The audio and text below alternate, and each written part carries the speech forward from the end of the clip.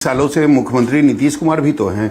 मैं बिल्कुल मानता हूं कि उनका भी तो रोल होना चाहिए। पलायन हो या स्वास्थ्य हो, शिक्षा हो, अगर वो नहीं सुधरी है तो इसके लिए जिम्मेदार नीतीश कुमार भी है। मैं मानता हूं कि चीजें और बहुत बेहतर हो सकती थी, बट जो लोग श्रेय लेते हैं, मुझे शिकायत उन लोगों से है ना कि किया आपने कुछ नहीं और जो आप ढिंडोरा पीट रहे हैं। नीतीश कुमार भी श्रेय ले रहे हैं, बिल्कुल ले रहे हैं। हमें क्या मिला था बिहार और हमने क्या करके दिखाया, और उनकी बातों में हकीकत है। मैं भी तो उन्हीं 15 सालों की मैं बात कर रहा हूँ ना, जहां पर बिहार को आपने पूरी तरीके से आपने खाई में आपने डाल दिया।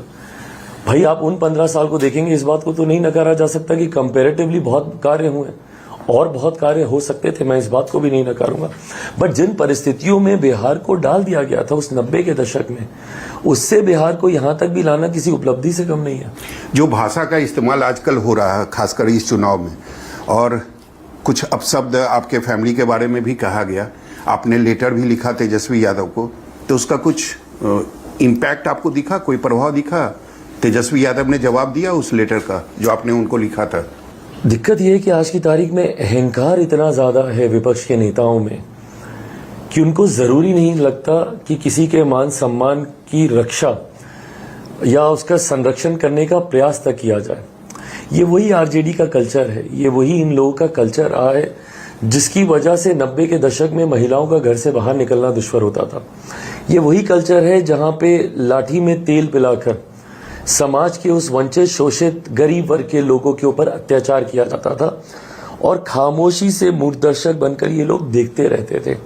आज पुनः उसी को ही दोहराया जा रहा है। मुझे तकलीफ इस बात की होती है, मेरे परिवार को गाली दी गई, यकीनन किसी भी बेटे को ये बात बुरी लगेगी, और इस बात को जिस तरीके से जस्टिफाई किया जाता है, मेरी शिकायत वहां से है।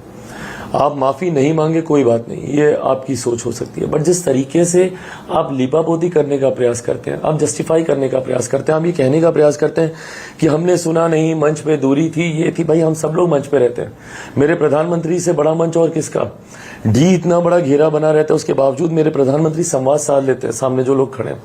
ऐसे में आपके मंच पे खड़े एक नेता के साथ वो कनेक्ट था, वो बातचीत हो रही, लेकिन वो नेता माफी मांग रहा था, वो हाथ जोड़ रहा था। जब वो नेता के साथ कनेक्ट था, जब वो नेता समझ पा रहे थे, तो आपकी महिला प्रत्याशी वहां पे खड़ी थी, आपने एक शब्द तक बोलना जरूरी नहीं समझा।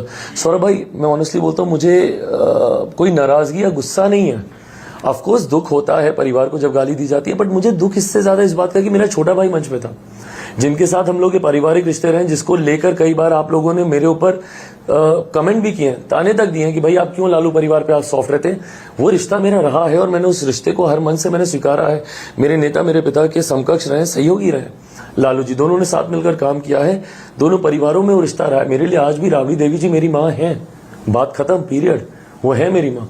मैं नहीं बर्दाश्त करता कि मेरे सामने उनको, मीसा दी को कोई भी इस तरीके के अपशब्दों का इस्तेमाल करता। मैं उसी वक्त एक कड़ी आपत्ति वहीं पे मैं दर्ज कराता, पर इस तरीके से खामोशी से सुन जाना और बाद में लीपापोती करना कि इन बातों को तूल नहीं देना चाहिए, फलाना ढिमकाना, आपके अहंकार को दर्शाता है, इस बात का अहंकार।